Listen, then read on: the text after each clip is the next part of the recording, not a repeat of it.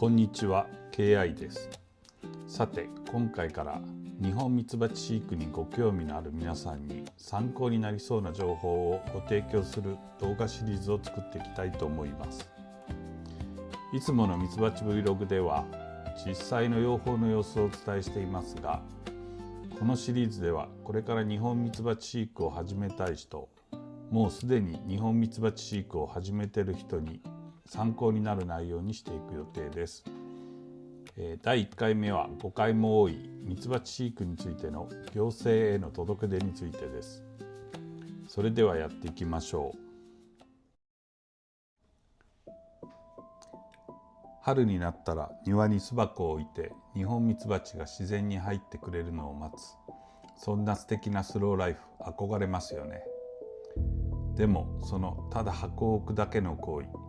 無届けだと法律違反になる可能性が高いってご存知でしたか？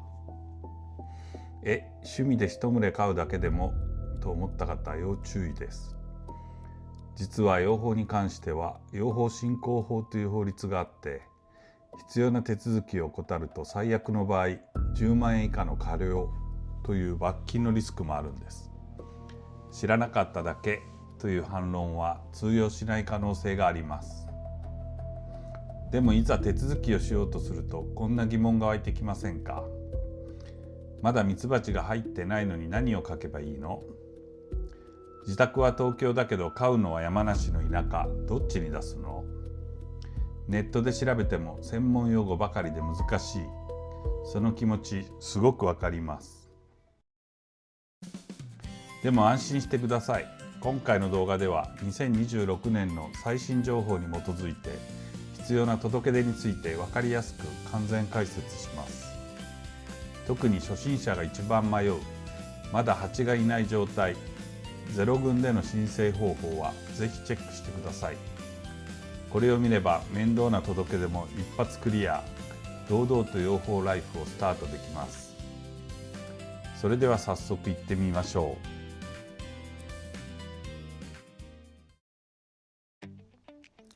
最初に趣味の養蜂でも手続きが必要という衝撃の事実からお話しします。実は昔は趣味なら届け出は不要でした。でも平成25年の法改正でルールが厳しくなったんです。ポイントは法改正によってミツバチの飼育を行う者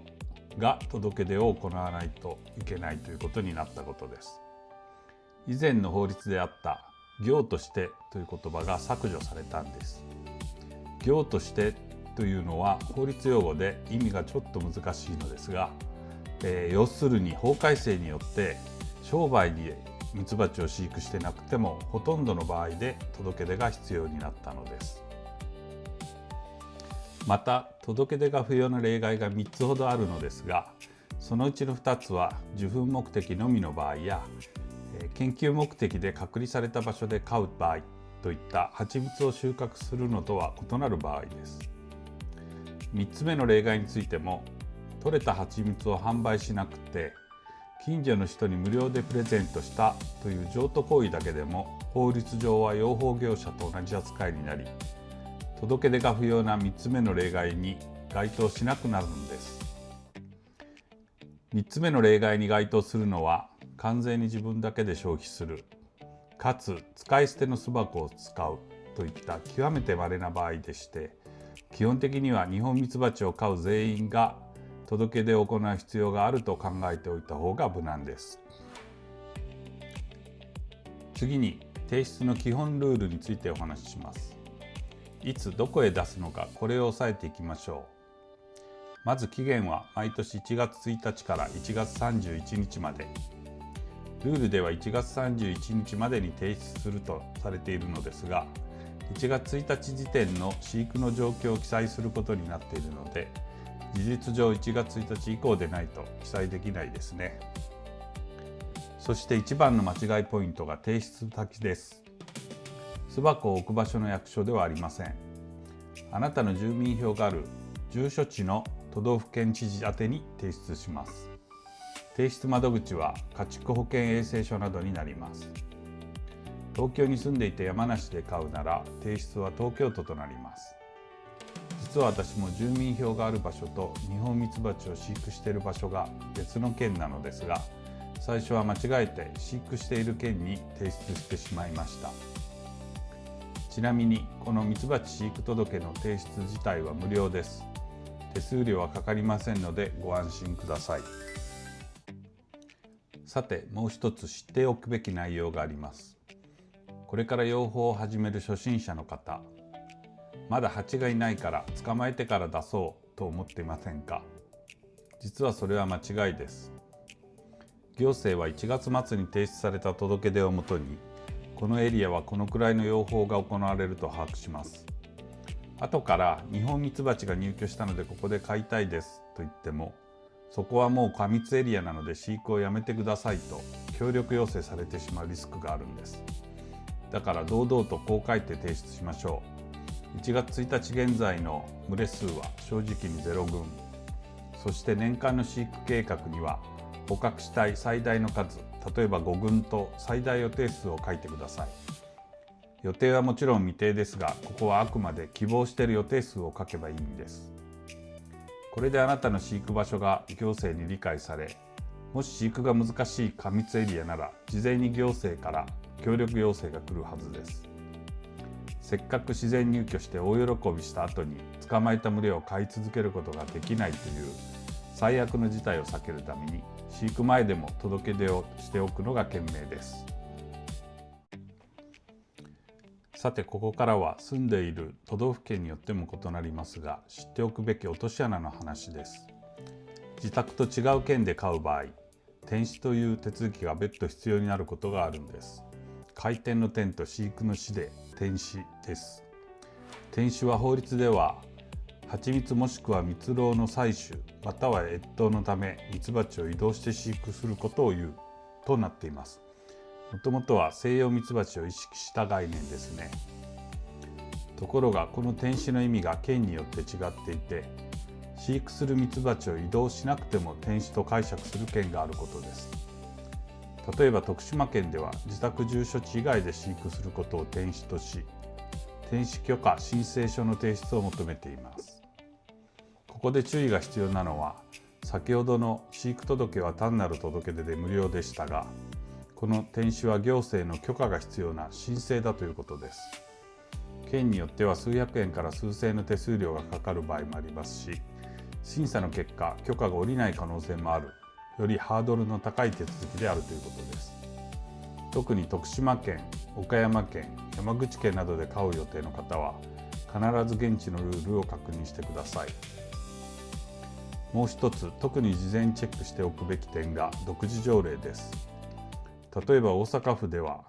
人が常に出入り通行または集合する場所から巣箱を20メートル以上離さないとダメという非常に厳しいルールがあります。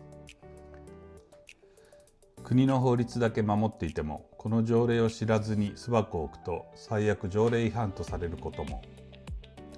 必ず一度は自分の飼う地域のルールを検索して確認してくださいね。さて、ここからは神奈川県を例に実際のミツバチ飼育届の確認方法を見ていきます。まずブラウザを開き、検索窓に神奈川県ミツバチ飼育届と入力して検索します。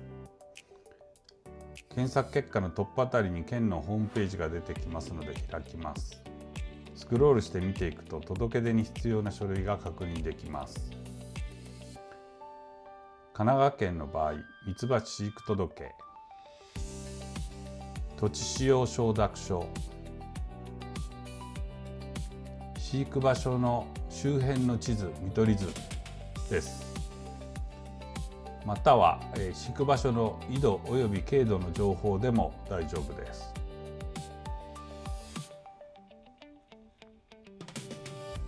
ミツバチ飼育届を開きます。このような書類になっているので、印刷して手書きで記入するか、パソコンで記入した後に印刷します。住所、氏名などの記入場所の下に、1月1日時点での飼育の場所と飼育8群数を記載する場所があります。さらにその下には、今年のミツバチ飼育計画を記入する場所があります。先ほど説明したように、こちらは飼育を予定する最大数を記載すればよいです。2ページ目に記入例もあるので分かりやすいですね。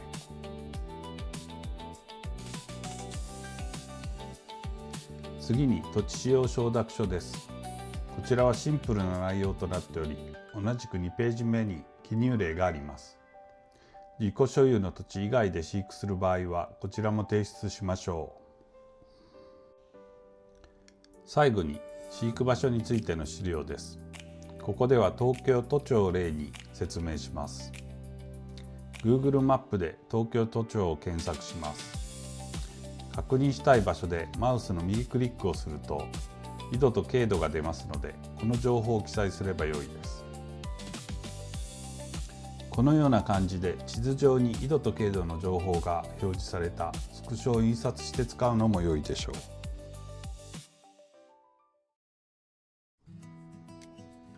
いかがでしたでしょうか。今回はミツバチ飼育に必要な届け出についてこちらのスライドに示す内容を説明してきました。いろいろとどかすようなことも言いましたが、最後に大切なことをお伝えします。役所の担当者さんは決して敵ではありません。地域のミツバチを病気から守るための大切なパートナーです。ルールを守って届け出をすれば、何かあった時に相談にも乗ってくれます。だからちょっと面倒ではありますが、サクッと届け出しておきましょう。さあ、明日やるべきことは3つだけです。1、〇〇県ミツバチ飼育届で検索し、2、様式をダウンロード、そして3、必要事項を記載して1月31日までに提出するだけです。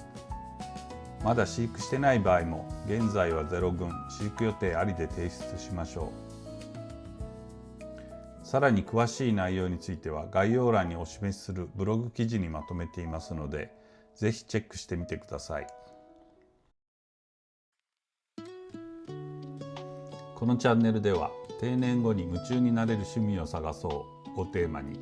ニホンミツバチの飼育や果樹栽培などをご紹介していきます。今回は解説動画ということで、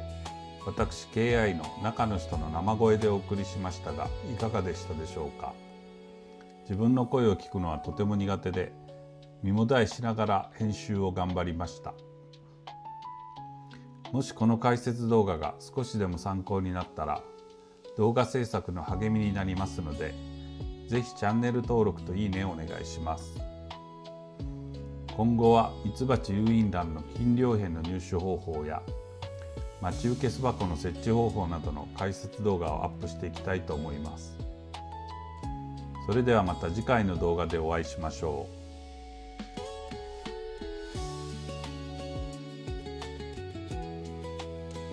チャンネル登録よろしくね。